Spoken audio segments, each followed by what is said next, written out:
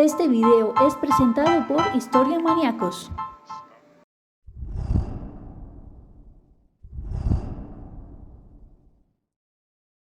Hola amigos de Historia Maníacos, el día de hoy veremos el final de Egipto y para comenzar con este video vamos a iniciar hablando de un tema que tocaría también a Mesopotamia, conocido como el colapso de la Edad de Bronce.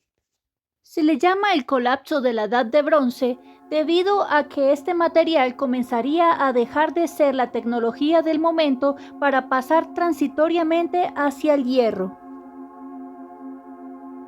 Se le llama así debido a que varias civilizaciones colapsaron en un corto periodo de tiempo, las civilizaciones más importantes, pero vamos a ver región por región cómo fueron afectadas durante este periodo. Existen varias teorías acerca de por qué comenzó el colapso y durante mucho tiempo se culpó a los pueblos del mar.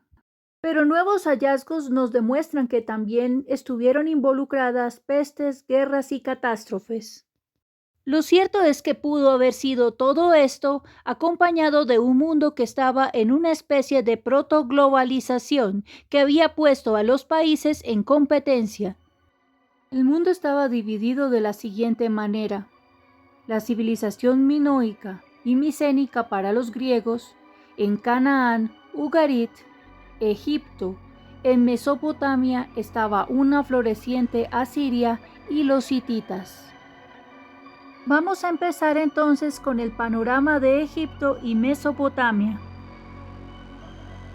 En el caso de Egipto y Mesopotamia, debido a la entrada de un nuevo protagonista que fueron los asirios, se debió firmar una paz de compromiso entre los hititas y los egipcios que generó 50 años de paz.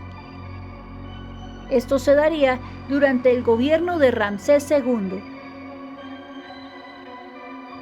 Algunos expertos creen que durante los días pasados, cuando existieron las guerras entre Egipto y Mesopotamia, hubo personas, mercenarios que vivían de la guerra.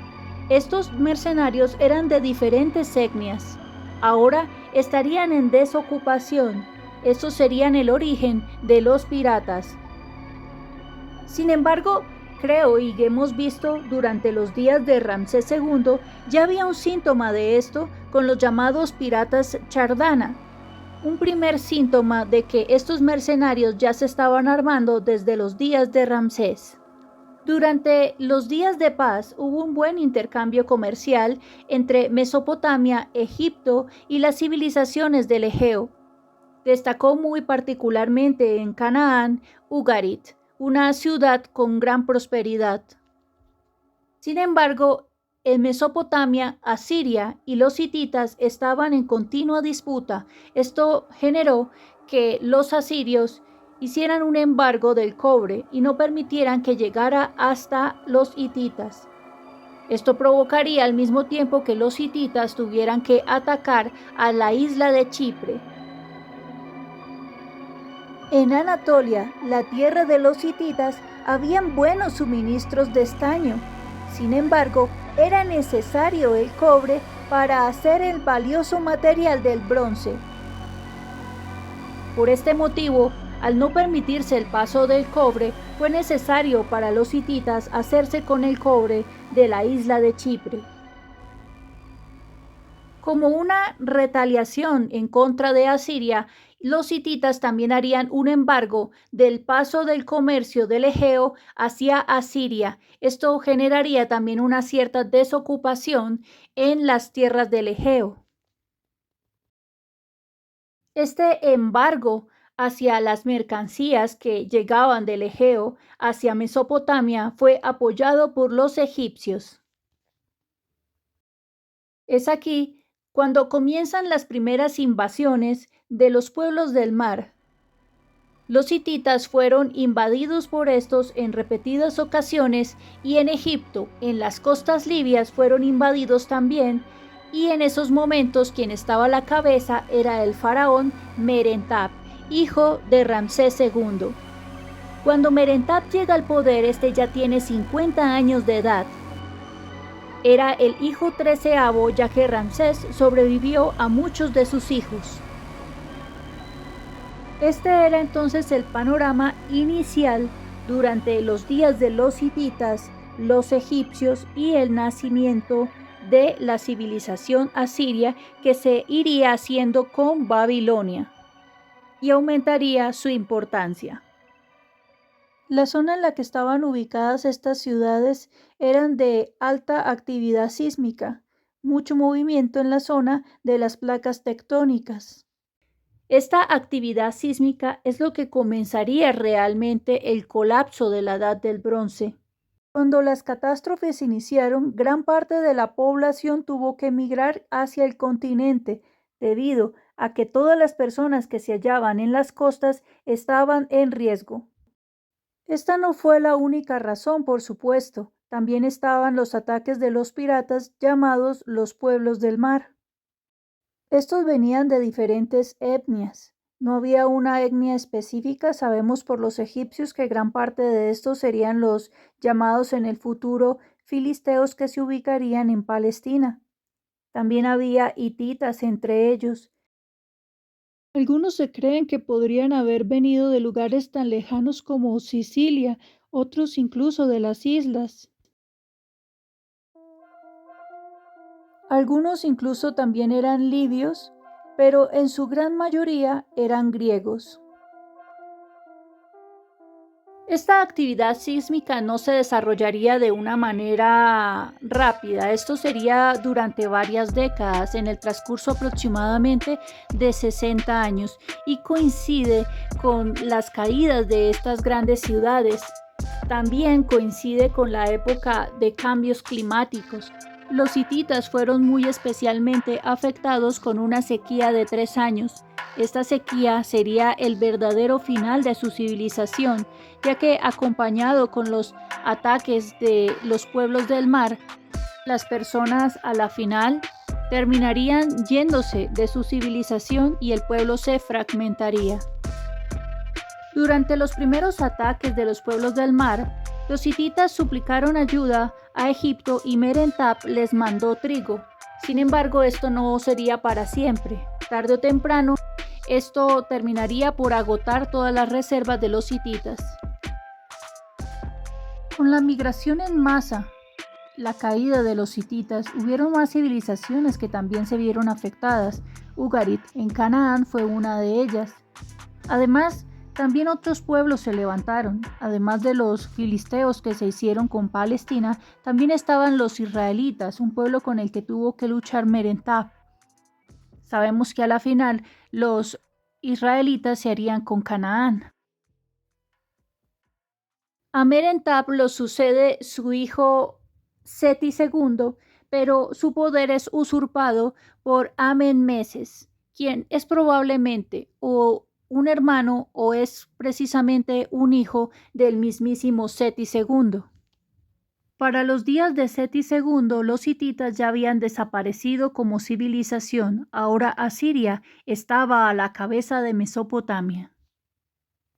Voy brevemente a adelantarme un poco en el tiempo para darle finalización al tema del colapso de la Edad del Bronce unas 4 generaciones después, durante la dinastía 20ª, en el gobierno de Ramsés III, donde finaliza la caída de la ciudad de Troya. Esto es básicamente el final del colapso de la Edad del Bronce. Con la caída de Troya, cae la cultura micénica, así como con Knossos cayó la cultura minoica. De hecho, esto ya se veía desde los días de Asiria, en el momento en el que ellos inician a gobernar, ya que Asiria es la cultura más representativa en Mesopotamia del hierro. El colapso de la Edad del Bronce marcaría muchísimo un decaimiento de la fuerza de Egipto. Si existía algo que era muy difícil para los egipcios obtener, era el hierro. Aunque el hierro es muy usual en la tierra, realmente la localización de los egipcios no se prestaba para los yacimientos de hierro. Respecto a las civilizaciones que estaban creciendo, Esto es lo que marcaría el debilitamiento de los egipcios, que eran dependientes de un bronce cada vez más obsoleto. Pero ahora vamos a continuar con las dinastías hasta el final de la civilización egipcia. En los días de Seti II, la política estaba pasando por un momento de crisis. Ya sabemos que había una serie de cambios geopolíticos debido al colapso de la Edad del Bronce. La esposa real de Seti II era Tauser, una mujer que al parecer tenía raíces extranjeras. Con ella tuvo un hijo, pero murió al poco tiempo, mientras que tuvo otro con otra esposa. El niño sufría de poliomielitis y tenía una frágil salud. Su nombre era Siptap.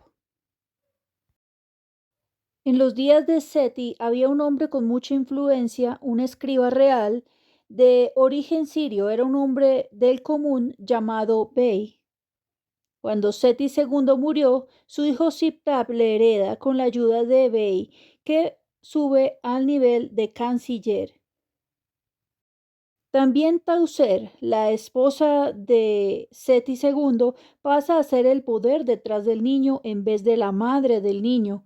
No sabemos qué ocurrió con la madre del niño, pero sabemos que muy seguramente ésta subió con la ayuda del mismo canciller Bey. Se quiso hacer con Tauser y Siptap lo que ocurrió con Hatshepsut y Tutmosis, pero mientras Hatshepsut era de la familia más alta, de más alta alcurnia en Egipto, y recibía un Egipto próspero, no era lo mismo para Tauser, que tenía raíces extranjeras y recibía en un tiempo prácticamente yéndonos a lo que fue el tercer periodo intermedio de Egipto, que estaba pasando por el colapso de la Edad del Bronce, y además su hijastro Siptap tampoco era comparable a Tutmosis III. También se dice que pudo haber algún tipo de romance entre Tauser y el canciller Bey, pero no hay ninguna prueba de ello. Al parecer, como común, el canciller Bey se hizo demasiado con el poder, y al quinto año del gobierno de Siptap fue condenado como enemigo de Egipto. Otras teorías comentan que tal vez pudo haber sobrevivido y que se enfrentó al que sería el siguiente faraón, pero esto es poco probable. A la muerte de Siptap, Tauser le sucedería y duraría en el trono como faraona durante un tiempo corto. Naturalmente, al ser mujer y estando en un gobierno bastante debilitado, en un país debilitado, ella tendría enemigos pretendientes al trono de Egipto. El más conocido de ellos fue Setnat. El reinado de Tauser fue breve. Pese a la rivalidad con Setnat, la realidad es que muy probablemente ya no murió a manos de él, sino murió a causa de una enfermedad. Setnat gobierna muy corto tiempo, pero lo suficiente para realmente reorganizar el país, y a este lo sucede su famoso hijo Ramsés III, último gran faraón de la dinastía 20ª. Después de él no habrían tantos logros. Ramsés III gobernaría de 1184 a 1153 a.C. El gobierno de Ramsés III se vio afectado por la repentina desaparición del Imperio hitita y otras entidades políticas menos importantes. Todo Cercano Oriente se vio afectado, pero sin la resuelta intervención de Ramsés III, Egipto habría perdido su soberanía. Ramsés III se marcó como objetivo alcanzar la preponderancia de Egipto que había tenido anteriormente en la política exterior. La complicada situación que vivía Asia exigía una contundente respuesta por parte egipcia. Los pueblos del mar habían acabado con el reino hitita, ocupando también Chipre y el país de Naharina. La provincia egipcia de Canaán recibía continuas incursiones de estos invasores que podían extenderse hasta el mismo Egipto. La zona del delta del Nilo había recibido una creciente inmigración atraída por una vida más fácil, por lo que durante los primeros años de su reinado, Ramsés III tuvo que hacer frente a dos grupos de pueblos indoeuropeos que se dirigían hacia el delta.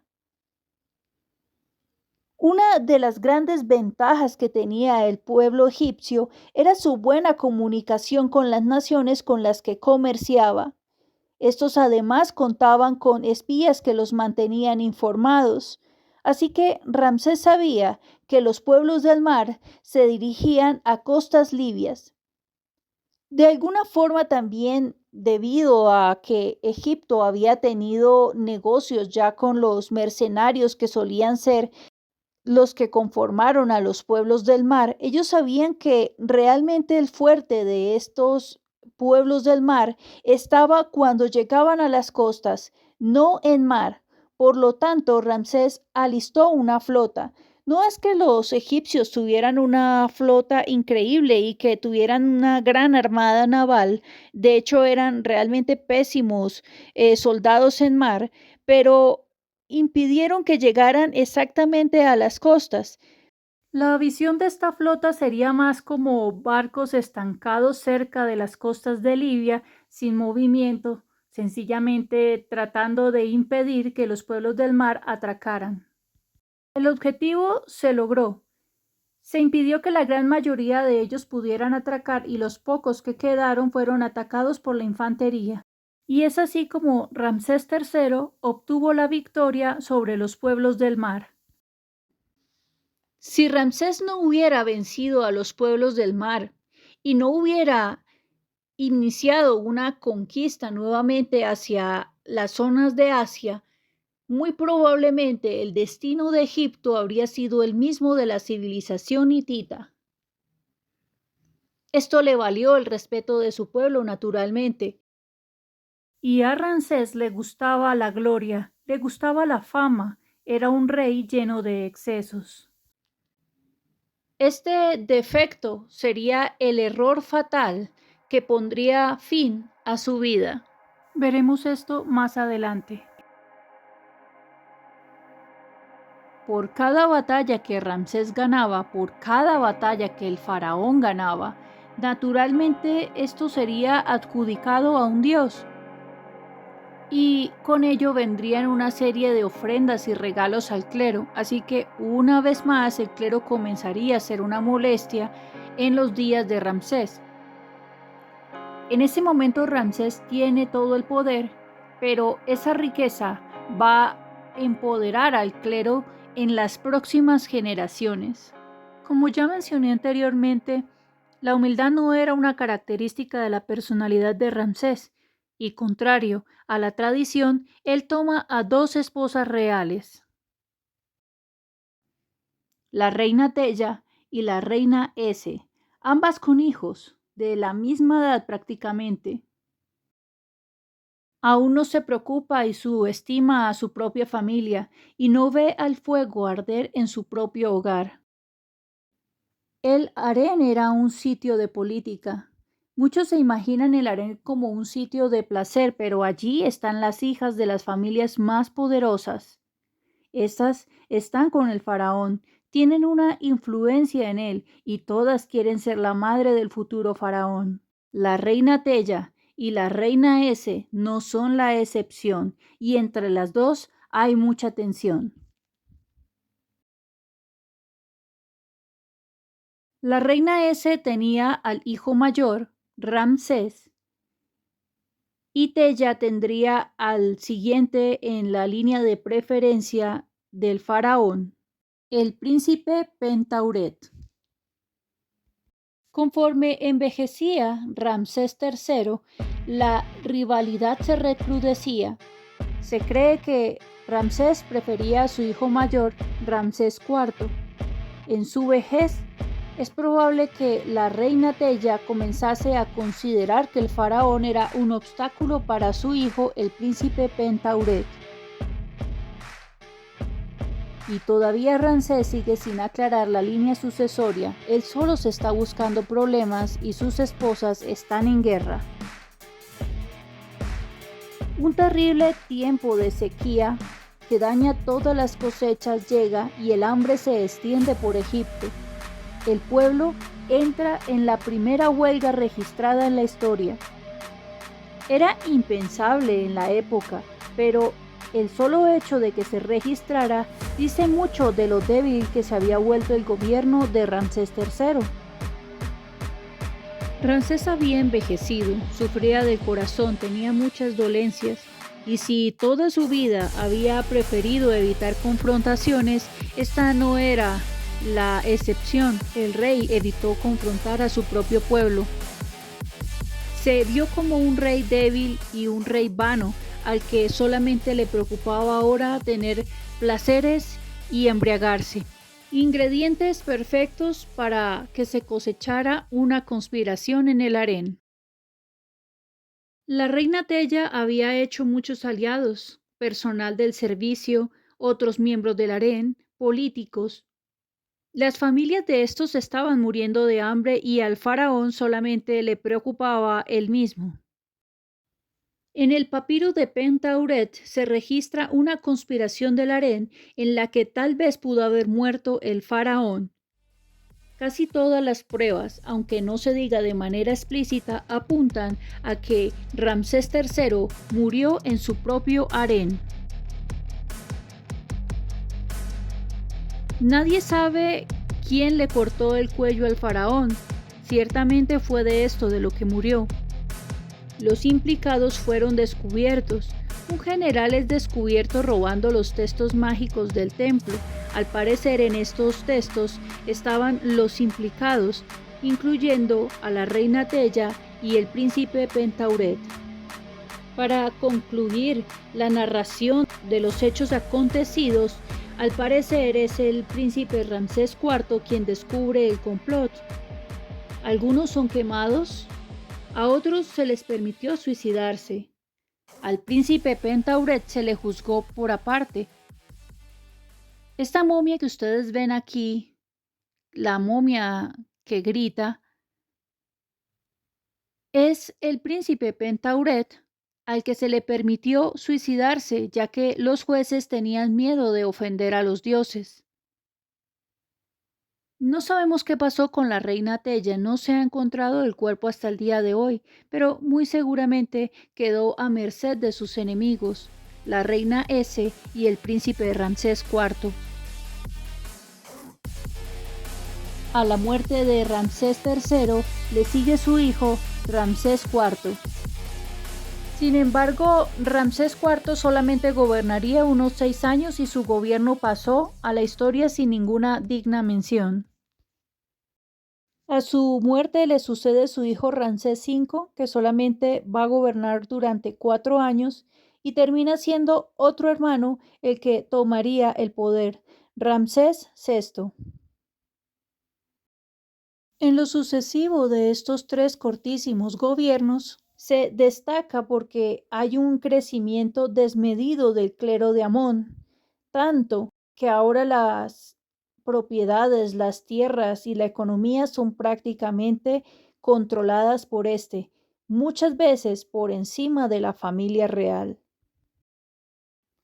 Aunque Ramsés V murió de viruela, existe una posibilidad de que su tío lo destronara. Él inició su tumba, pero sería su tío quien la terminaría y la usurparía. Durante este proceso de construcción de esta tumba hubo un deslizamiento que cubrió a la tumba de Tutankamón y gracias a esto ha sobrevivido hasta nuestros días intacta.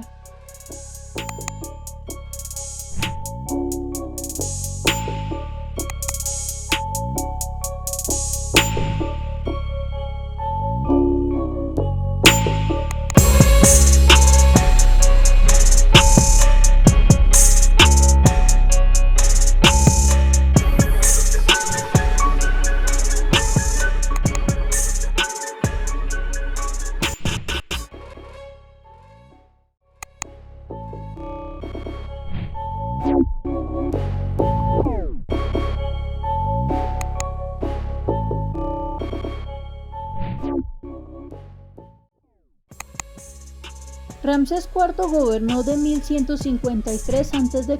a 1147 a.C. para un total de 6 años de gobierno.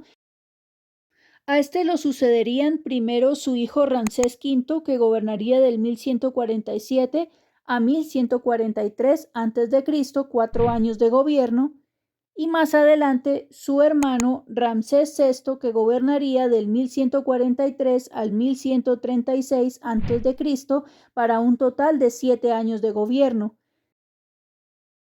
Fue quizás Ramsés VI quien más experimentó el declive de la dinastía. Él tuvo una victoria en Libia y aquí lo vemos representado en una estatua sujetando la cabeza de su enemigo Livio, pero no habrían más victorias aparte de esta. Intentaría pasar a la posteridad como un gran rey, usurpando el trabajo de otros faraones, borrando el nombre de estos faraones de los registros y sustituyéndolo por su propio nombre. Su reinado duró solamente 7 años, fue un reinado corto, y lo sucedió su hijo Ramsés VII. Ramsés VII gobernaría del 1136 al 1129, gobernaría también solo 7 años. Su gobierno no tuvo nada relevante. Ramsés VIII al parecer no fue hijo de Ramsés VII. Este al parecer era hijo de Ramsés III. Le sucede Ramsés IX, que gobernaría del 1126 al 1108. Este también parece que no era hijo de Ramsés VIII, sino que era un nieto de Ramsés III. Su gobierno fue relativamente largo en comparación a otros faraones de esa dinastía, exceptuando la de Ramsés III y quizás la del último faraón de esta dinastía. Pero hubo una estabilización relativa de la economía de Egipto en aquellos días, influenciada a ciertas expediciones que realizó a Nubia y a Siria. Sin embargo, como había sucedido en muchas dinastías, estaba la confrontación con el poder del clero. También estaban las invasiones de los libios hacia el Bajo Egipto. Y bueno, esta mejora en la economía también iba acompañada sospechosamente de un robo a las tumbas reales. Hubieron muchos implicados. Puede que inclusive el castigo para estos implicados fuera el empalamiento. La cuestión es que se sabía que la nobleza tebana estaba implicada en ello y no sería muy raro que también la corona. Le sucedería Ramsés X. Su reinado está tan poco documentado que realmente no sabemos si fue o no fue hijo del faraón anterior. Este gobernaría de 1108 a 1099 a.C. para un total de 9 años de gobierno. No sabemos mucho acerca de ese gobierno, pero sabemos que en sus días hubieron protestas masivas en el Eider Medina, que era un pueblo de trabajadores para la construcción de tumbas y otro tipo de edificaciones que gustaban a los faraones hacer para mostrar su poderío. Pero al parecer, por cuestiones de corrupción, el alimento y el pago salarial no les estaba llegando, por lo que se rehusaban a trabajar. Otra protesta registrada en la historia. Aparte de esto, con el tiempo estos trabajadores abandonarían sus empleos, crecería la desocupación debido a la invasión de los libios en el Bajo Egipto. Era tanta la incursión de los libios por esta época que incluso se les llegaba a ver hasta en Tebas. A Ramsés X lo sucede su hijo Ramsés XI, último faraón de la dinastía 20ª, que gobierna del 1099 al 1069 para 30 años de gobierno. Y luego de este vendría lo que es el tercer periodo intermedio.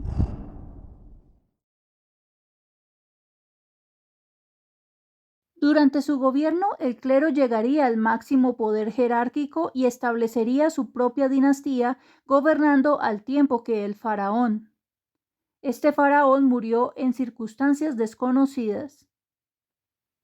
Ahora vamos a hablar del tercer periodo intermedio. Para entender un poco de cómo inicia todo esto, vamos a entender también un poco acerca de cuál es la magnitud del poder del clero de Amón de Tebas en este momento. El clero de Amón poseía el 80% de los barcos y el 90% de las fábricas. Ellos controlaban la economía del país.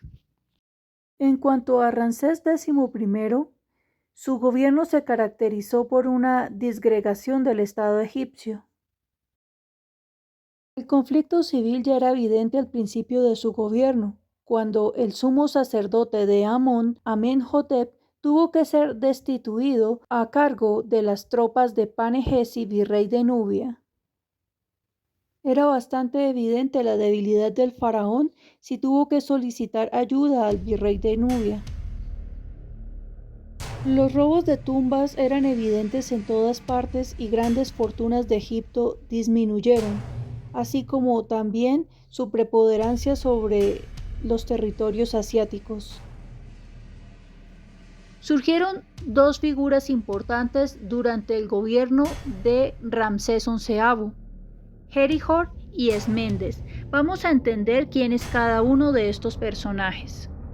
Herihor era un oficial del ejército egipcio que ascendió gradualmente en la época de Ramsés VI, siendo el responsable por restaurar el orden en Tebas, tras expulsar a Panegesi, el virrey de Nubia, cuyas tropas fueron llamadas para aplastar las revueltas de los Libu, nómadas libios, en el Nomo de Sinópolis. Después que Herihor consiguió más títulos, como sumo sacerdote de Amón, Chati del Alto Egipto, virrey de Kush, fue tomando finalmente el título real e ignorando virtualmente a Ramsés XI, el auténtico rey.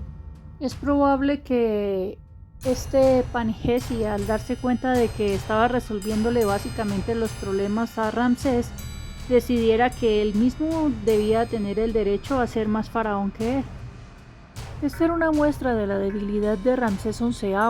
Este no podía resolver los problemas de su país por sí mismo, así que necesitaba la ayuda de otros. Al ser dependiente de estos pasaban por encima de su poder. Aunque verdaderamente Herihor nunca tuvo poder fuera de la región de Tebas, los dos aparentemente acordaron tolerarse tácitamente. Su esposa Nodiamet pudo haber sido una hija de Ramsés XI.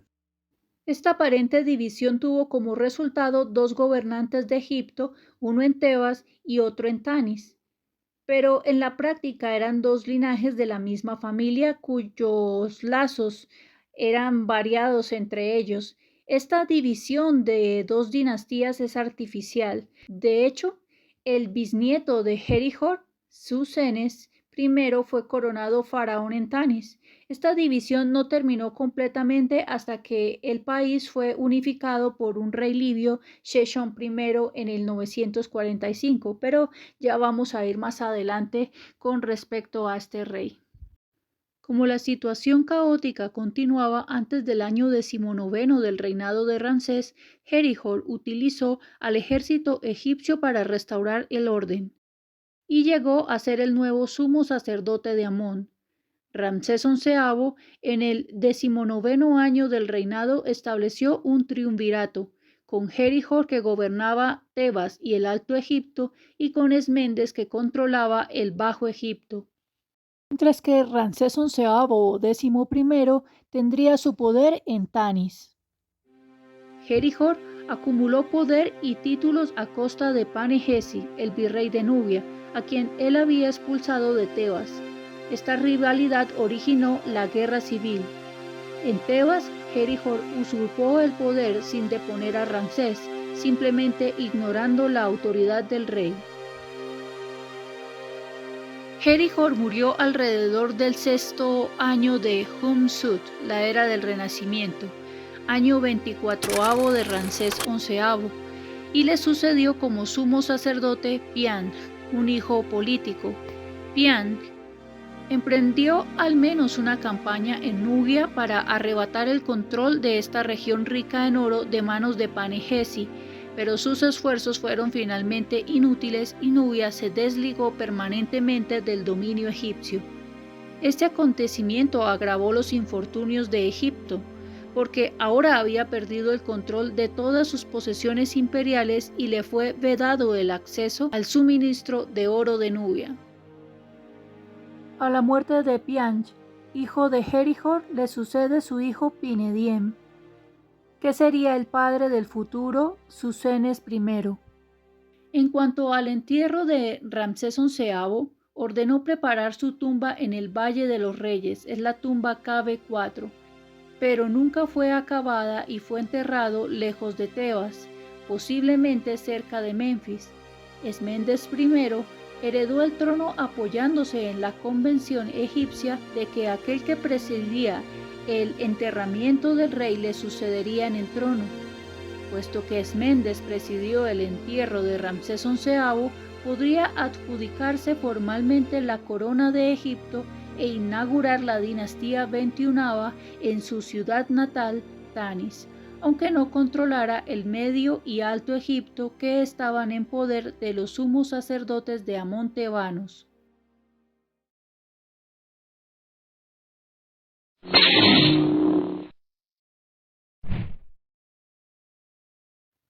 Esméndes gobernaría del 1069 al 1043 a.C. y comenzaría el tercer periodo intermedio y también la dinastía 21. Sabemos muy poco acerca del reinado de Esméndes, pero sabemos que en sus días un sacerdote llamado Menjeperra suprimió una rebelión en Tebas en el año 25 de un rey que solo puede ser Esméndes, pues no hay evidencia de que los sumos sacerdotes contaron con sus propios años de reinado, aun cuando ellos se adjudicaron títulos reales como lo hizo Pinediem. Menjeperra exilió a los líderes de la rebelión a los oasis occidentales del desierto, como la estela del destierro de Menjeperra muestra. Fueron perdonados varios años después durante el gobierno de su sucesor, Amenemnisu. A la muerte de Esméndes lo sucede su hijo Neferjeres, o como ya mencioné anteriormente, Amenemnisu, que gobernaría del 1043 al 1039 a.C. Su reinado fue bastante corto.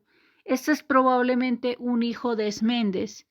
No sabemos qué ocurrió a continuación, pero a la muerte del hijo de Esméndes le sucede la descendencia de Herihor, Susenes I.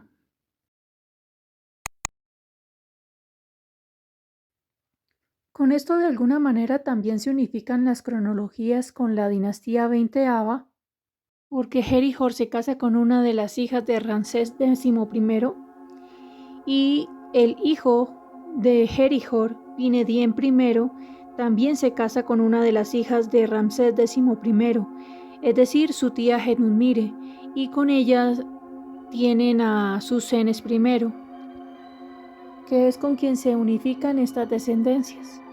Aunque su gobierno fue bastante largo, alrededor de 48-49 años, en realidad es muy poco lo que tenemos acerca de su gobierno, ya que, como sucede en los periodos intermedios, rara vez son bien documentados.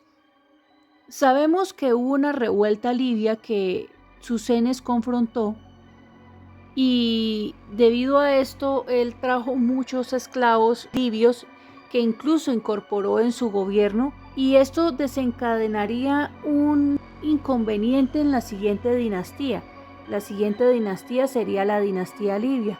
Pero antes prosigamos con esta dinastía, la dinastía 21. El entierro de Susenes es particularmente importante, ya que se encontró totalmente intacto y sus riquezas fueron mucho mayores que las de Tutankamón. Su sarcófago era de plata y esto era muchísimo más valioso que el oro, ya que había que importarlo, no era fácil de importar. Así que esta era una tumba mucho más rica que la que se había hallado con Tutankamón. Le sucede su hijo Amenemope, que gobierna del 993 al 984 a.C. Luego sucede Osocor, que gobernaría del 984 al 978 a.C. No sabemos cómo llegó al poder Osocor, pero ya los libios habían comenzado a tener jerarquías. Después de su esclavización durante el gobierno de Susenes, hubo un fusionamiento de las dos culturas. Este Osocor es tío de Sheshonq I, de quien vamos a hablar más adelante. Luego le sucede Siamón, que gobierna del 978 al 959 a.C. Fue muy conocido porque se embarcó en una obra constructora. Él ordenó construir profusamente el Bajo Egipto, duplicó el tamaño del templo de Amón en Tanis e inició varios trabajos en templos de Horus en Mesén. Según el egiptólogo francés Nicolas Grimal, construyó en Heliópolis y Pi Ramsés, donde aún perdura un bloque de piedra con su nombre. También edificó un nuevo templo dedicado a Amón en Menfis con 6 columnas de piedra y puertas que llevan su nombre real. Concedió generosas ayudas a los sacerdotes menfitas de Ptah. Este faraón Siamón era de origen egipcio. Él es también muy conocido porque era el faraón que se encontraba en los días del rey Salomón. Él emprendió también una guerra en Canaán y cuando capturó la ciudad de Geser, la empleó como dote para su hija que luego casaría con el rey Salomón. Le sucedería a Susenes II, que reinaría del 959 al 945. No tenía relación con Siamón, pero era hijo del sumo sacerdote de Amón, tebano Pinediem II, y de Isetemkeb IV. Por tanto, era sobrino, nieto y bisnieto de Susenes I. Tuvo 2 hijas. Una de ellas se casó con Osorcón I de la dinastía 22ª. Ya vamos a hablar más adelante acerca de este mandatario. Y tuvo otra a la cual casó con el sacerdote de Ptah en Menfis.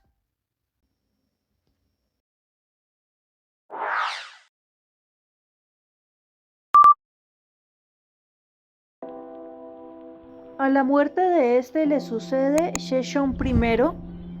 Este reinaría del 945 al 924 a.C.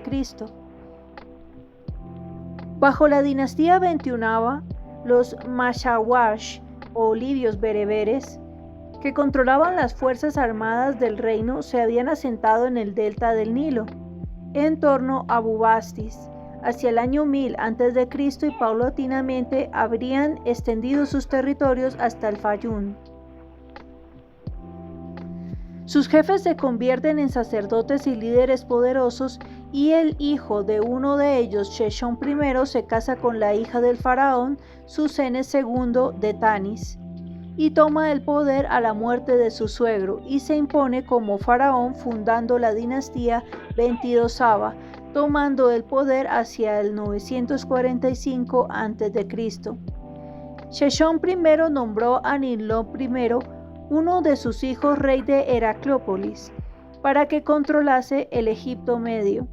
Se rodeó de gente absolutamente fiel a quienes situó en puestos estratégicos, reforzando así el poder real. La reorganización de territorio se compartió entre los príncipes libios. Todos los miembros de la familia son colocados en puestos importantes y reciben posesiones, pero esta política va a implicar la división del territorio del delta, el Bajo Egipto, a partir del siglo VII a.C. Su reinado supone cierto renacimiento con la construcción de nuevos monumentos. La diosa Bastet, a quien el rey hizo erigir un gran templo en Tebas, se convirtió asociada a la diosa Sekhmet en la gran diosa nacional. El culto de otros dioses se abrió paso sobre el culto de Amón. Hacia el final de su reinado, Sheshonq I siguió una política exterior agresiva en los territorios adyacentes del Oriente Próximo. Esto está atestiguado de parte por el descubrimiento de una base de estatua que lleva su nombre de la ciudad libanesa de Biblos.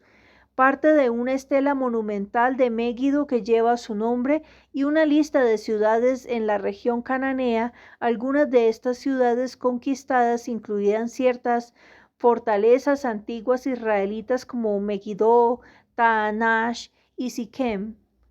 Sheshón se casó con Caroma I y tuvo 4 hijos con ella: Osorcón I, que le sucede, y Uput, a quien nombra sumo sacerdote de Amón en Tebas, principal general de los ejércitos y gobernador del Alto Egipto; Ninlop I, a quien designa rey de Heracleópolis para controlar el Egipto Medio.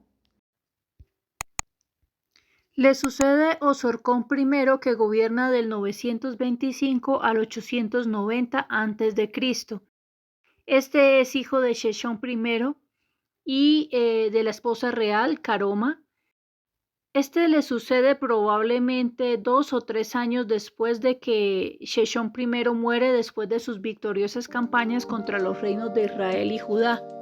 Mantiene el orden instaurado por su padre, pactando con el clero de Amón en Tebas, que no aceptaba reconocer una dinastía de extranjeros. Estableció su residencia cerca de El Lajún y engalanó con oro los templos de Heliópolis. El reinado de Osorcón I fue uno de los periodos más largos, prósperos y pacíficos de la historia de Egipto. El relato de su reinado es conocido esencialmente por las inscripciones jeroglíficas grabadas sobre los muros de los numerosos templos y edificios que ordenó construir.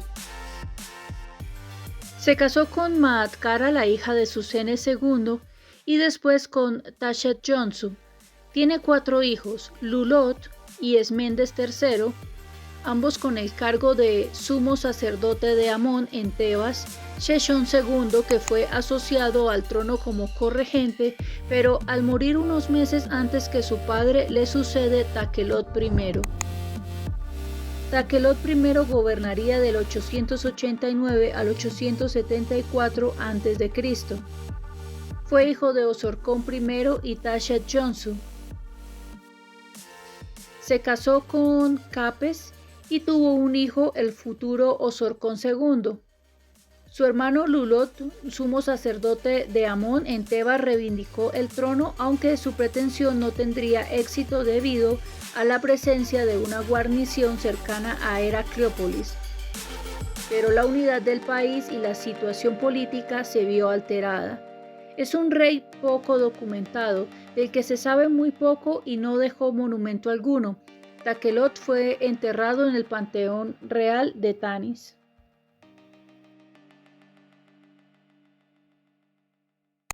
Osorcón II gobernaría del 874 al 850 a.C. Fue hijo de Taquelot I y Capes. Tuvo 3 esposas: Caroma II Meritmut, Dietemut-Ensag y Isetengebet, y 7 u 8 hijos, incluido Taquelot II, que le sucede, y Nimlot II, sumo sacerdote de Amón. Osorcón muere después de un reinado de 24 años y se le entierra en Tanis. Su reinado se caracterizó al principio por una renovación del poder real, situando a sus hijos en los puestos claves del país, pero rápidamente su influencia va a verse limitada. Hace restaurar el templo de Elefantina bajo el virrey de Kush, su nieto. Embellece el templo de Bastet en su ciudad de Bubastis y emprende también trabajos en Leontópolis, Menfis y Tanis. Osorcón II debe demostrar que es el verdadero soberano ante los pontífices de Tebas, que rechazan su legitimidad, pero dicta un decreto por el cual concede a la ciudad de Tebas un estatuto de principado autónomo y acepta que su primo, Jorsiese I, suceda a su padre Sheshón II en el cargo de sumo sacerdote de Amón. Esta concesión, que establece un precedente de transmisión hereditaria de cargos, debilita el poder del rey. Su decisión va a condenar a Egipto a permanecer dividida en 2 y es el comienzo de la escisión, ya que en 870 a.C. Jorsiese I se declara el rey de Tebas. A partir de la siguiente generación, los herederos van a disputarse el poder en linajes diferentes y varios reyes gobernarán al mismo tiempo. Básicamente, Egipto quedaría fragmentado en varias partes. Vamos a ver más adelante cómo serían estas fragmentaciones. El tratado de alianza con Biblos es amenazado por la expansión de los reyes de Asiria, Asurbanipal II y su hijo Salmanasar III, que extienden sus fronteras desde el norte de Mesopotamia al Éufrates Medio hasta Siria al Orontes y la costa de Amurru. Los reinos de Damasco e Israel se alían para proteger el norte de Siria de los nuevos invasores. En el 853 a.C., Osorcón II envió un contingente de 1000 mercenarios egipcios para prestar ayuda a esta alianza y a Ben-Hadad II, el rey de Siria, con el fin de frenar la progresión asiria. El combate tiene lugar en los valles del Orontes, cerca del pueblo de Karkar. Esto señala una nueva fase de la política exterior egipcia, la del apoyo a los reinos sirio-palestinos. Egipto, gracias a esta alianza con los hebreos y los sirios, va a resistir los ejércitos asirios de Salmanasar III. Los reinos sirio-palestinos van a construir en adelante la última defensa que protege a Egipto de la invasión asiria.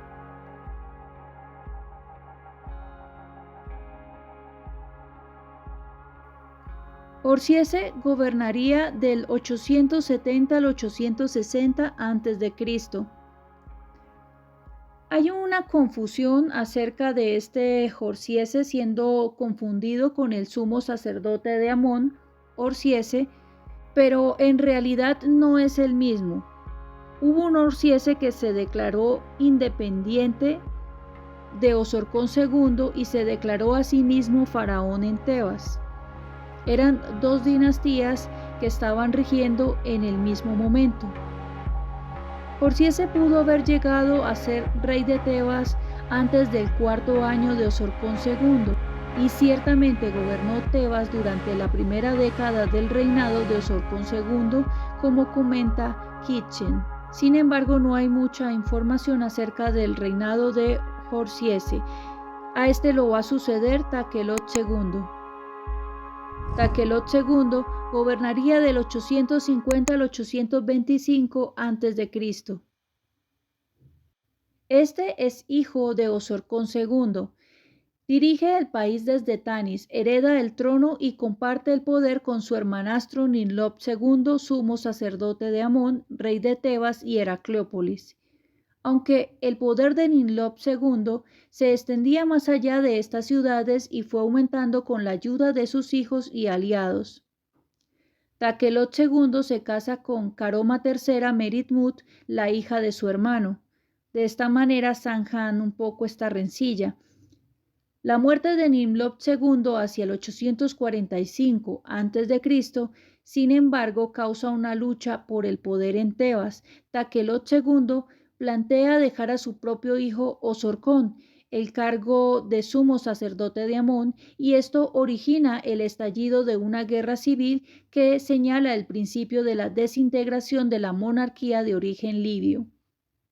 El faraón consigue apaciguar los motines y la calma vuelve de nuevo a la capital. Reúne así bajo su autoridad a Heracleópolis y Tebas. Las relaciones entre Tebas y Tanis, por lo tanto, van a ser durante este periodo, pero 4 años más tarde tienen lugar nuevos motines, poniendo en entredicho el reinado de Takelot II. Takelot II esperaba que le sucediera a su hijo mayor, el príncipe Osorcón, que es de una filiación algo dudosa. Sin embargo, el más joven de sus hijos, Sheshón III, es quien llega al trono. Le sucede a su hijo Sheshón III, que gobierna del 825 al 818 a.C. Su reinado se caracteriza por el incremento de la anarquía. Con el fin de evitar los errores de sus predecesores, Sheshón III consiente a los tebanos elegir al sumo sacerdote de Amón, cargo que se concede a Jorsieste II.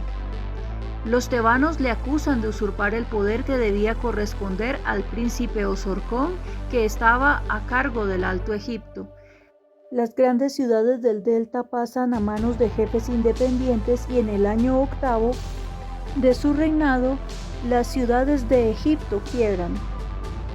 Uno de sus grandes jefes, de linaje real, de nombre Petubastis, se declara rey y funda una dinastía rival, instaurada en Lentópolis. Este iniciaría la dinastía 23 de Egipto. Vamos a ver qué fue lo que ocurrió a continuación. A este lo sucede su hijo Pamich, que gobernaría del 773 al 767 a.C. Solo gobierna sobre el Bajo Egipto. El reinado de Pamich solo duró 6 años y a su conclusión la situación se deterioró un poco más. Incluso se deterioraría más aún durante el gobierno de su hijo Sheshonq V, dando una finalización total a la dinastía. Sucede Sheshonq V, que gobernaría del 667 al 630 a.C. Realmente no hay mucho que resaltar acerca de este gobierno, además de lo ya mencionado. Le sucedería a su hijo Osorcón IV, que gobernaría del 730 al 715. Su reinado surge en un periodo en el que el antiguo Egipto es dirigido simultáneamente por reyes de 4 dinastías. La dinastía 23, que está dirigida por Iuput II y gobierna en la ciudad de Lentópolis, y la dinastía 24, que es gobernada por Tafnach en Sais y después por Bakenrenef, y la dinastía 25, que es la dinastía Kushita, que está regida por Piangi y Shabako. Osorcón IV se aliará con Iuput II y Tafnach para intentar frustrar el fortalecimiento de Piangi, rey de Napata. También tratará de ayudar a los reyes de Israel y Judá, aunque finalmente buscó la amistad con Sargón II, el rey asirio, con valiosos regalos como 12 magníficos caballos. Con Osorcón caería entonces de manera definitiva la dinastía 22 o 22, y paulatinamente también van a caer la dinastía 23 y 24, para quedar solamente la dinastía 25, que es la dinastía Kushita. Pero antes de hablar de la dinastía Kushita, vamos a hablar un poco más acerca de la dinastía 23 y 24.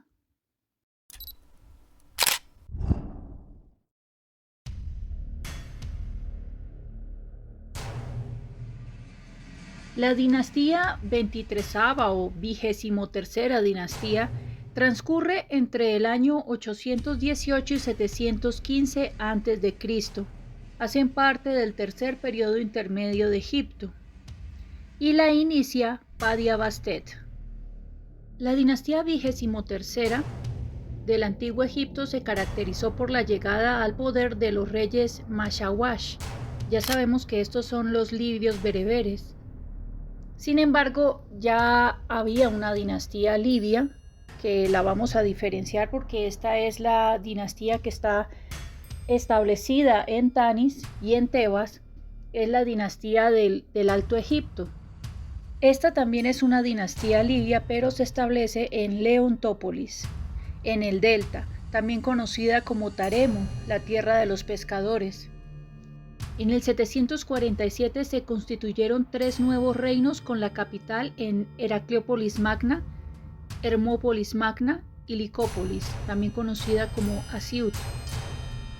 El primer faraón de la dinastía, Padia Bastet, o también conocido como Petubastis, se aprovechó del conflicto sucesorio y de la guerra civil para proclamarse faraón en el 8º año del reinado de Sheshonq III, coronándose en Leontópolis y logrando que Heracleópolis, Menfis y Tebas le reconocieran. Fue el principal adversario de Takelot II y más tarde de Osorcón IV. Reyes libios del Alto Egipto de la dinastía 22ª o 22ª tebana. Provocó en Tebas una prolongada guerra civil contra las facciones rivales que duró 3 décadas. Cada bando poseyó un linaje de sumos sacerdotes de Amón. Su sucesor Iupud I fue corregente con su padre, pero su reinado fue breve. De Sheshón IV no sabemos mucho, incluso algunos eruditos consideran que no era de esta dinastía, lo mismo que Osorcón III, al que algunos creen hijo de Takelot II. Logró derrotar a las fuerzas rivales de Padiabastet y Sheshón IV, las cuales se habían resistido tenazmente a la autoridad de Takelot II. Osorcón III gobernó los últimos 5 años de su reinado en corregencia con su hijo Takelot III. Los hijos de Takelot III fueron sumos sacerdotes, y el heredero al trono, Rudamón, su hijo más joven. Ejerció como sumo sacerdote de Amón en Tebas y después sirvió los primeros 5 años de su reinado como corregente junto con su padre Takelot III. Durante su reinado tuvo que esforzarse en mantener el Reino Unido, que finalmente se fragmentaría en 3 reinos bajo su sucesor Iupud II, aunque éste continuó gobernando en Leontópolis, donde participó en la poderosa coalición destinada para el avance cushita.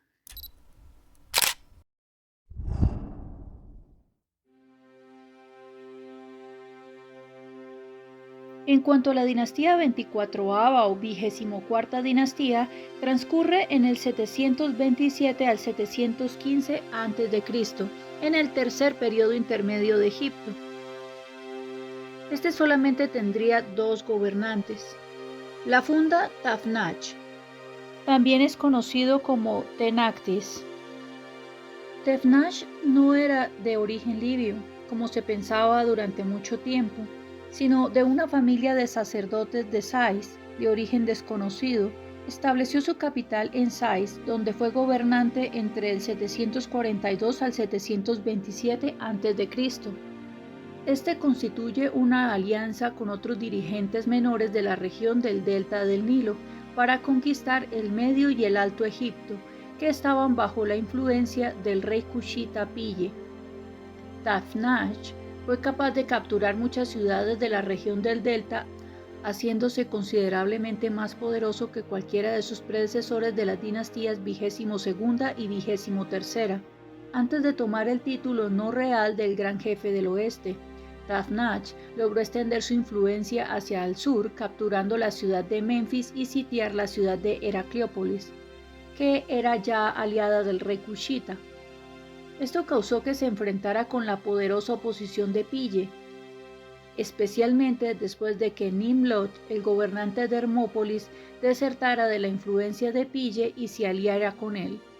Un par de encuentros navales en el Egipto Medio pronto confirmaron más avances de la coalición de Tafnach en territorio de Pille, aunque Menfis fue recuperada rápidamente por los cushitas.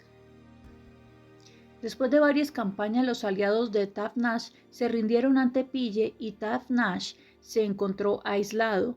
Finalmente se sometió al monarca cushita y le juró lealtad, pero se negó a presentarse ante él. A pesar de esta derrota, Tafnach permaneció como gobernador de su región y pasando un tiempo logró reafirmar su poder en toda la región del delta del Bajo Egipto. A este le sucede su hijo Paken-Renef, que gobierna del 718 al 712 a.C. También es conocido como Bocoris. Hay interesantes historias o leyendas alrededor de este rey Bocoris. Uno de ellos dice que en sus días un cordero profetizó que Egipto sería conquistado por los asirios. También Diodoro Sículo dice que tenía una apariencia despreciable, pero que era extremadamente sabio. Era mucho más sabio que sus predecesores.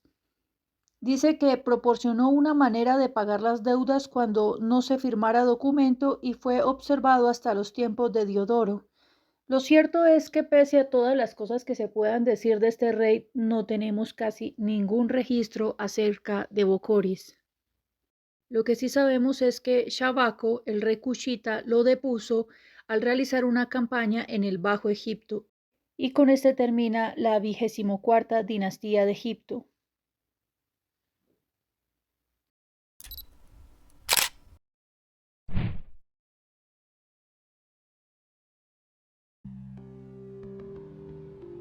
Ahora vamos a empezar con la dinastía 25ª o 25ª dinastía, que gobernarían desde el 747 al 664 a.C. Esta dinastía fue coetánea de las dinastías 22ª, 23ª y 24ª, hasta que en el 747 a.C. sus reyes consiguieron controlar el Alto Egipto. En el 715 a.C. reunificaron el país y se mantuvieron como la única dinastía reinante. Su origen los hará llamar faraones negros, faraones etíopes o también faraones cushitas. En el 762 a.C. el reino de Sais resurgió, pero siguió siendo vasallo de los cushitas. Esta dinastía es considerada por la mayoría de los historiadores el final del tercer periodo intermedio.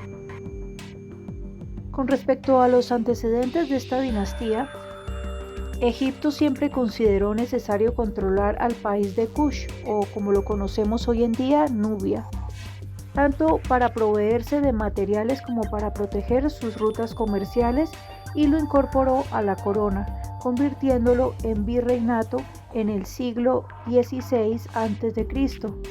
El territorio pasó por una egiptización con periódicas visitas de los faraones y sus visires, la construcción de numerosos templos con la consiguiente llegada del clero y envío de los príncipes a la corte para ser educados. Tras la muerte de Ramsés XI, la inestabilidad política hizo que los cushitas se desentendieran de sus vecinos norteños y sus peleas por el poder, creándose un reino independiente en la Alta Nubia, con capital en Napata. Napata fue creciendo a costa de Egipto. Durante siglos los reyes mantuvieron las costumbres egipcias, aunque no la religión, pero tomaron ejemplo del arte, la arquitectura, la escritura. Mantuvieron costumbres como la momificación, las tumbas piramidales y, lo más importante, la noción de ser los herederos de los faraones, descendientes del dios Amón, que tenían una residencia en Napata. Tanto es así que en el siglo VIII a.C., el rey Kashta, tras conquistar la Baja Nubia hasta llevar la frontera a la primera catarata, se coronó con la titulatura plenamente egipcia. Su hijo, Pille, reclamó todo Egipto. Esta dinastía es originaria de la ciudad-estado de Napata o Kush. Desde allí, el primer rey de esta dinastía, Alara, invadió y conquistó toda Nubia superior. El templo de Amón en Jebel Barkal se convirtió en el centro religioso alrededor de la cual se constituyó una aristocracia local cuyos jefes se hacían enterrar en la necrópolis vecina El Curru y terminaron por constituirse en dinastía. El primer soberano del que se conoce el nombre es Alara, pero parece que sería en realidad el séptimo de la dinastía. Al final de su reinado, desde Meroe hasta la tercera catarata del Nilo, estaban bajo el poder del sucesor de Alara, su hermano Kashta. La razón por la que a Alara lo sucede Kashta, su hermano, es porque es una característica de la realeza nubia. Ellos no heredan de padres a hijos, sino que heredan de hermano a hermano y luego sí a la siguiente línea sucesoria, el hijo del primogénito y luego el hijo del hermano. Y así sucesivamente, primero los hermanos, luego los hijos. Ya sabemos que Alara extendió su poder hasta la tercera catarata, pero sería su hermano Kashta quien se extendería hasta la Elefantina. A Kashta lo sucede Pille o Piangi de la dinastía 25ª que gobierna del 747 al 716 a.C. durante el tercer periodo intermedio. Pille se embarca en una campaña conquistadora y de hecho para cuando realmente decide enfrentar a los poderes en Egipto para ampliar el territorio, la extensión del territorio cushita, ya prácticamente todo lo que es el Alto Egipto le pertenece, hasta Tebas. El rey Nimrod III de Hermópolis prácticamente ya era su vasallo. De esto se alerta Tefnash de la dinastía 24, gobernante de Sais, y decide constituir una coalición entre los reyes locales de la región del Delta. Él convence al aliado nominal de Pille, el rey Nimrod III de Hermópolis, a desertar y pasar a su bando. Tefnash mandó entonces al sur al ejército de la coalición y sitió Heracleópolis, donde su rey y los mandatarios locales de Kush apelaron a Piangi o Pille en su ayuda. Pille reaccionó rápidamente ante este conflicto. Esto ocurre en el año 20º de su gobierno, reuniendo a un ejército para invadir el Medio y el Bajo Egipto. Visitó Tebas en la época de la gran fiesta de Opet, lo que demuestra que controlaba realmente por esta época el Alto Egipto. Piangi después marchó al norte y logró completa victoria de Heracleópolis, conquistando las ciudades de Hermópolis y Menfis, entre otras, y recibió la sumisión de los reyes del Bajo Egipto, inclusive Iuput II de Lentópolis, Osorcón IV de Tanis y su anterior aliado Nimrod de Hermópolis. De Tefnash sabemos que tomó refugio en la isla del Delta y se declaró vencido mediante una carta, pero se negó a rendir homenaje personalmente al gobernante cushita. Pille navegó hacia el sur desde Tebas y volvió a su patria Kush para nunca volver más a Egipto. A pesar de la campaña triunfante de Pille en el Delta, su autoridad solo se extendió hacia el norte de Tebas, hasta la región occidental de los oasis del desierto. Los reyes locales del Bajo Egipto, fundamentalmente Tefnach, quedaban libres para hacer lo que ellos quisieron sin el control de Pille. Fue Shabako, el sucesor de Pille, quien posteriormente rectificó esta poca satisfactoria situación atacando a Sais y derrotando al sucesor de Tefnach, Baken-Enrenner. Shabako es quien sucede, y este gobernaría del 716 al 702 a.C. Este se dice que tras capturar a Baken-Enrenner, también conocido como Bocoris, lo quemó vivo y reinó entre 8 y 12 años, pero de esto realmente no hay prueba. Lo que sí sabemos es que Shabako sucede al trono a Pille, quien era su hermano. Este capitanea una nueva invasión a Egipto y lucha por mantenerlo libre de la dominación del imperio asirio bajo el rey Sargón II, una tarea que consiguió en gran parte porque Sargón estuvo ocupado por varios conflictos surgidos en otras regiones. Lamentablemente para los asirios, esta ubicación permitía que fuera atacado por todos sus flancos, así que ellos siempre estaban enzarzados en guerras, y muy especialmente si además tenían que defender los territorios que ya habían sido conquistados en Mesopotamia. A pesar de estar recién llegado a Egipto, Shabako y su familia estaban muy interesados en el pasado de Egipto, y el arte de este periodo refleja un estilo que recordará épocas más antiguas. Shabako murió en el año 15 de su reinado y fue enterrado en su pirámide El Kurru. Le sucede su sobrino Chavitko, el hijo de Pille, siguiendo la tradición cushita de sucesión preferente entre hermanos, antes que al hijo del primer hermano. Chavitko gobernaría del 607 al 590 a.C. Durante el reinado de Shabako se habían seguido una política de coalición y cooperación con Asiria. Esto sería hacia sus últimos días de gobierno.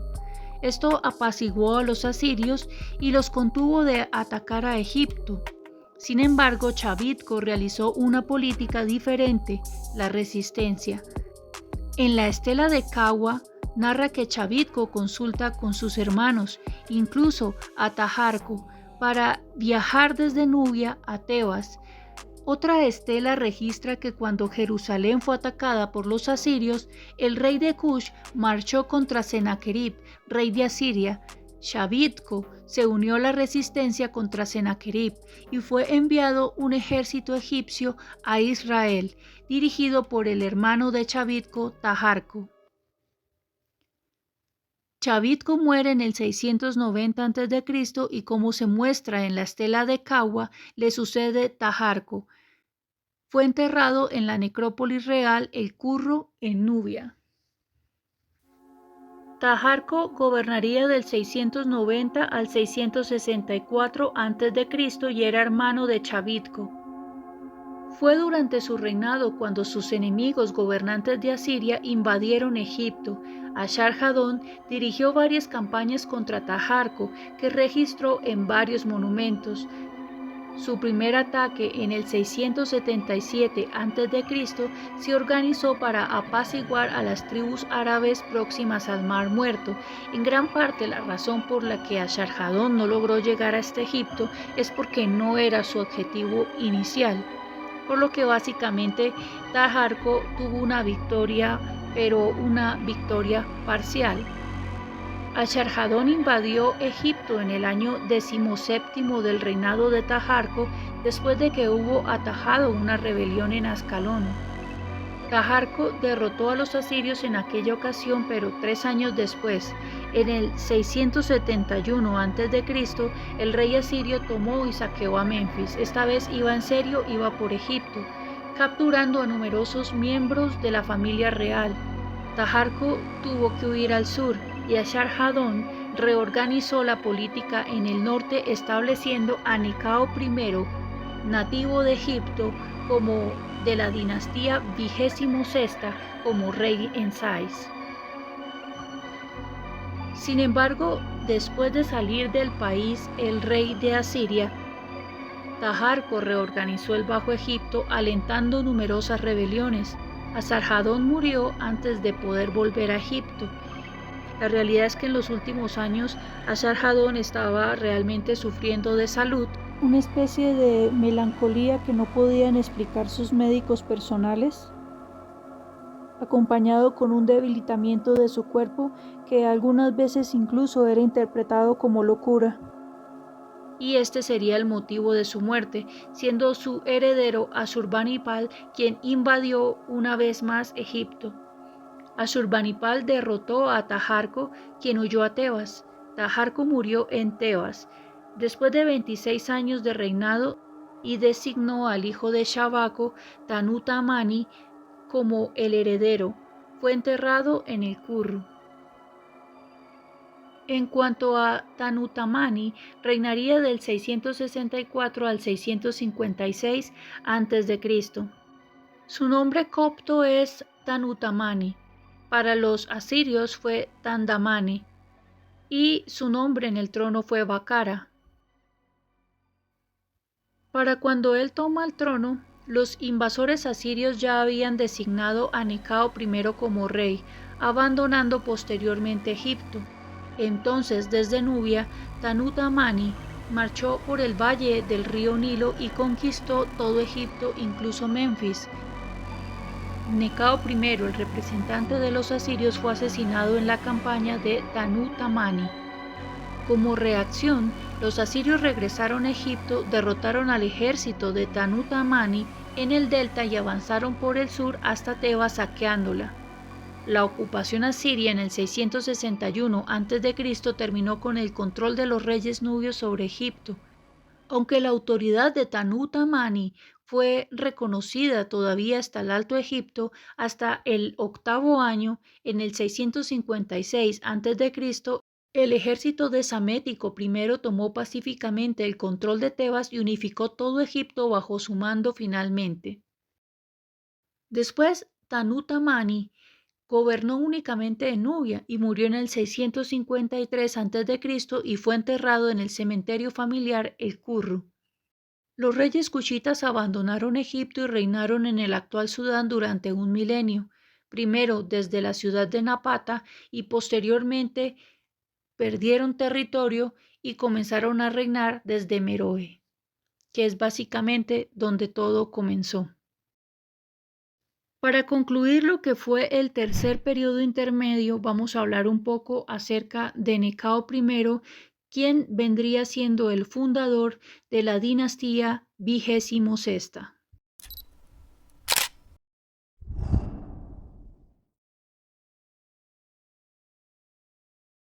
De lo que sabemos acerca de Necao I es que probablemente era hermano de Necauba e hijo de Tefnás II.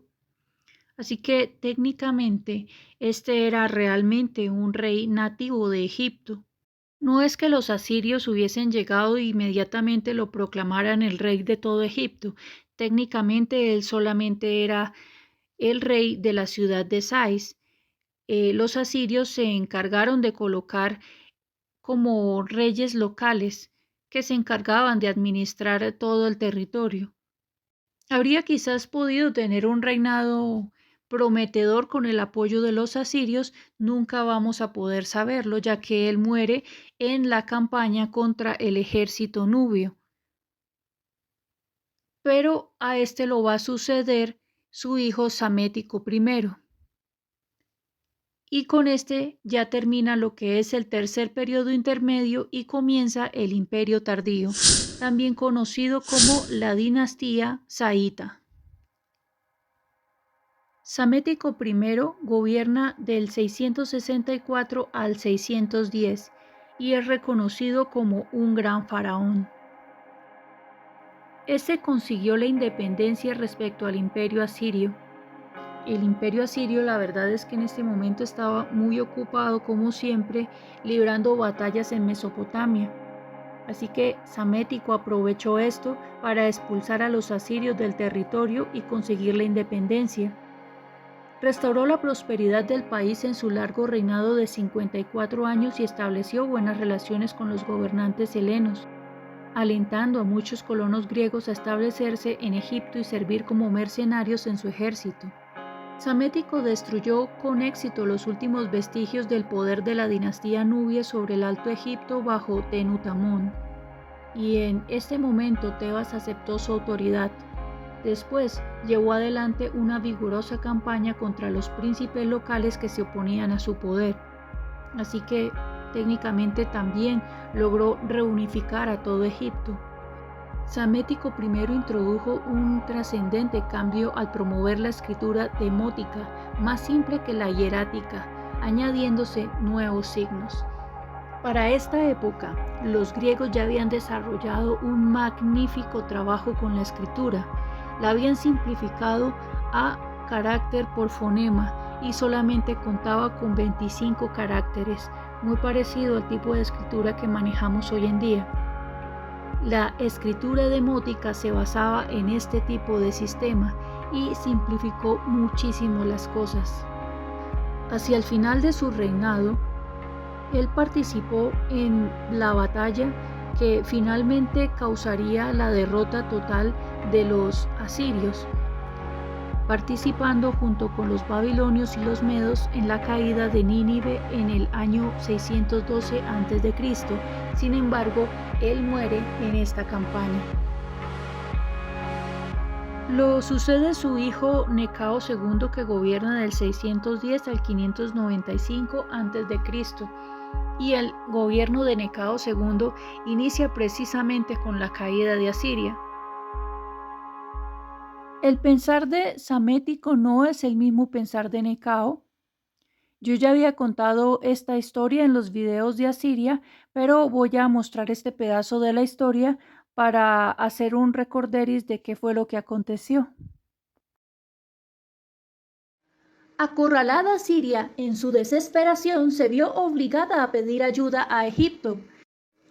Samético aceptó ayudarla, no por simpatía ciertamente, sino porque a Egipto le interesaba una Asiria débil, pero no una Asiria acabada que fácilmente fuera reemplazada por otra potencia amenazadora, como Babilonia o Media. pero la ayuda egipcia fue escasa y tardía. En el 612, Nabopolassar y Ciaxares sitiaron conjuntamente a Nínive y la tomaron, para regocijo de todo Oriente Próximo. Nínive fue literalmente arrasada y jamás se consintió que fuera reconstruida. De no haber sido porque su historia aparece en la Biblia, su nombre habría quedado completamente olvidado en los siglos posteriores. De todos modos, algunos fragmentos del ejército asirio sobrevivieron al desastre y se retiraron a la ciudad de Harrán, al norte de la media luna fértil, donde resistieron un tiempo bajo la conducción de un general llamado Ashur-uballit. Samético murió y fue sucedido por Necao II. Decidió socorrer a los asirios refugiados en Harrán con la esperanza de que mantuvieran entretenidos a los medos y los caldeos y que éstos no tuvieran ocasión para fijarse en Egipto. Pero tenía que pasar por Judá y el rey Osías se negó a darle paso, por lo que el rey de Egipto, aunque venció, perdió mucho tiempo. Nabopolassar había tomado Harrán y Ashur-uballit tuvo que huir hasta encontrarse con el ejército egipcio, con la ayuda del cual trató de recuperar Harrán, pero fue inútil. A partir del 605 no hay noticias de Ashur-uballit y con él desapareció definitivamente el último resto de Asiria. En ese momento Nabopolassar se sintió enfermo y regresó a Babilonia, pero dejó a su hijo Nabucodonosor, el que se había casado con la hija de Ciaxares. Con la misión de deshacerse de los egipcios, tras un enfrentamiento en Carquemish, Necao tuvo que retirarse precipitadamente a Egipto. Nabucodonosor podía haberle seguido, pero le llegó la noticia de la muerte de su padre y tuvo que ir a Babilonia para asegurarse la sucesión. En efecto, allí se convirtió en Nabucodonosor II, rey de los caldeos. Esto fue lo que salvó a Necao II de la invasión. A su muerte le sucede su hijo Samético II, que gobierna del 595 al 589 a.C.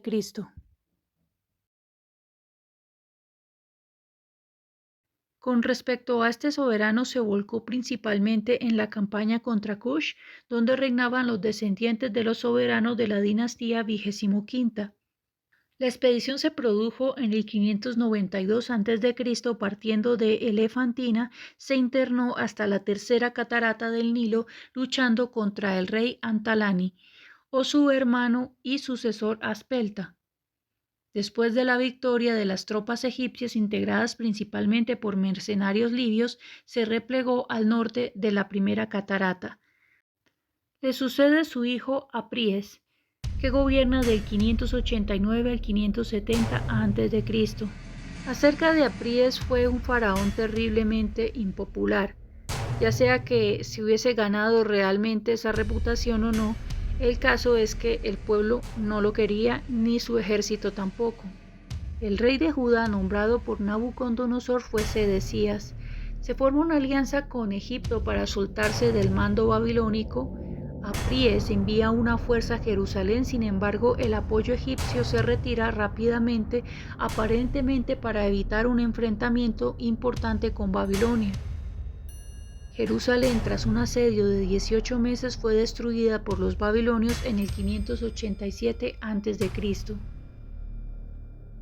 El intento fallido de Apries de aliarse con el reino de Judá fue seguido por un motín de soldados de la importante guarnición de Asuán. Mientras se llevaba el motín, Apries intentó proteger a Libia de las invasiones griegas dorias, pero sus esfuerzos fracasaron, ya que sus fuerzas fueron eliminadas por los invasores.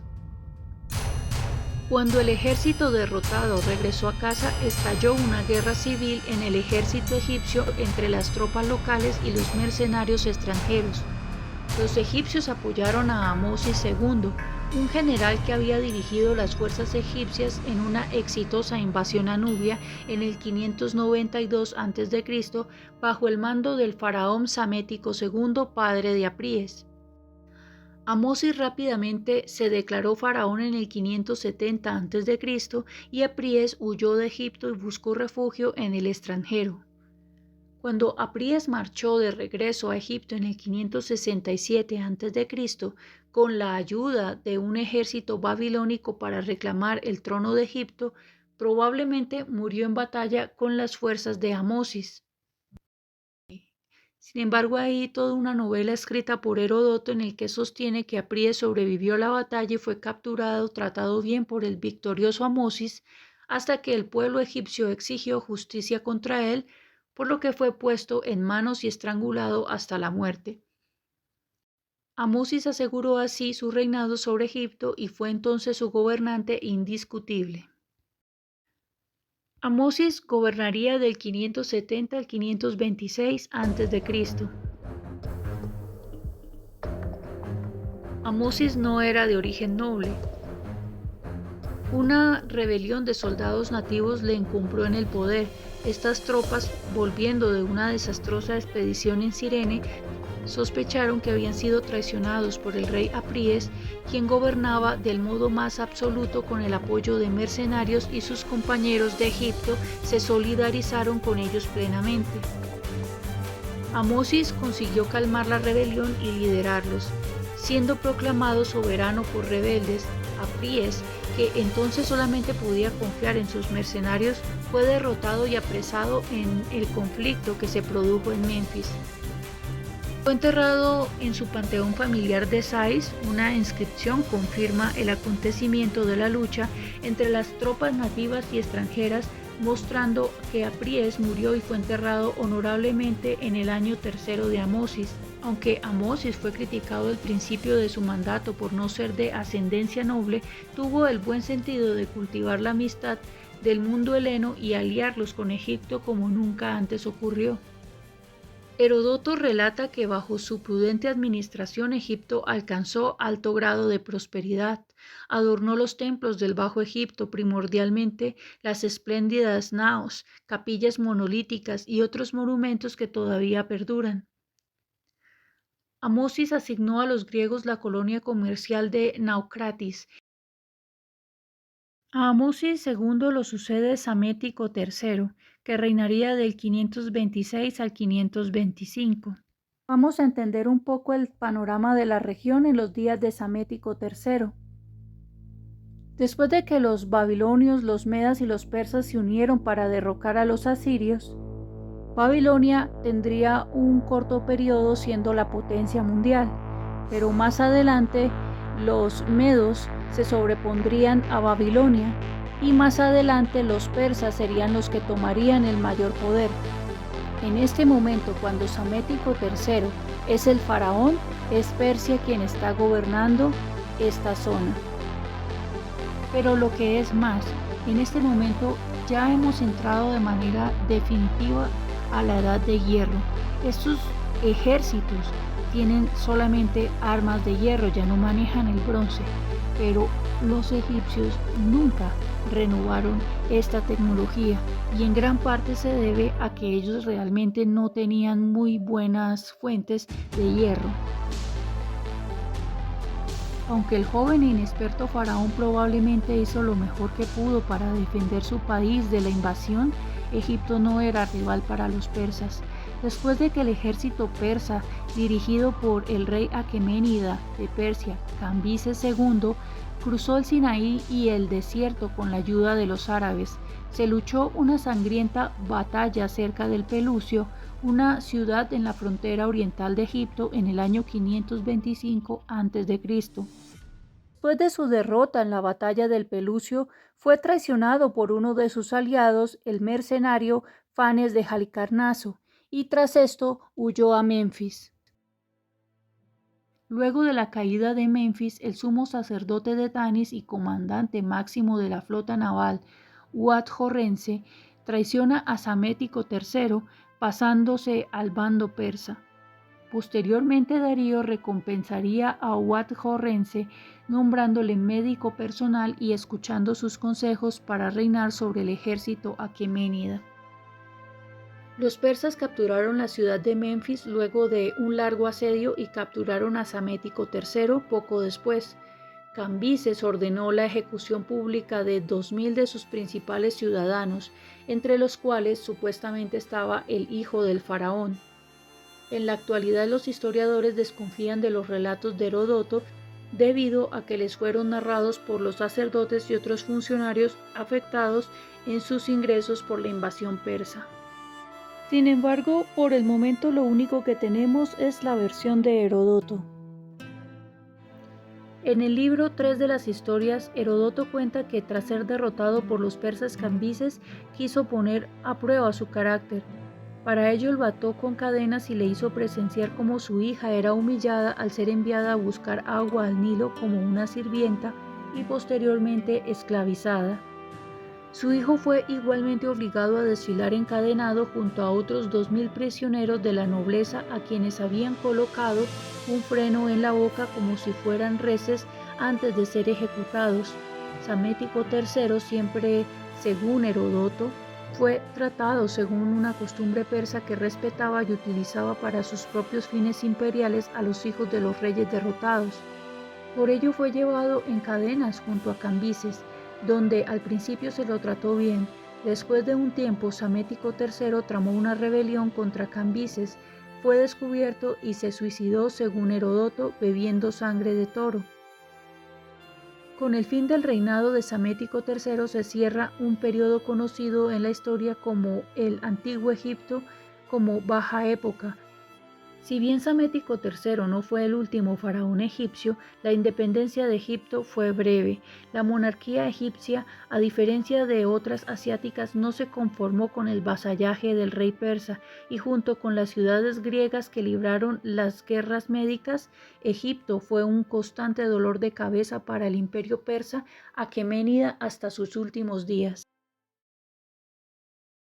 Muchas gracias por acompañarme durante esta colección de videos acerca de la historia de Egipto.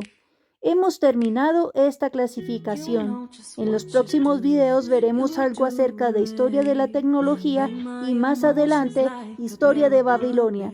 Si te ha gustado este video, por favor darle like y déjanos tus comentarios. Así podrás ayudar a este canal a crecer. Suscríbete a mi canal y dale click a la campanita. Nos vemos hasta la próxima.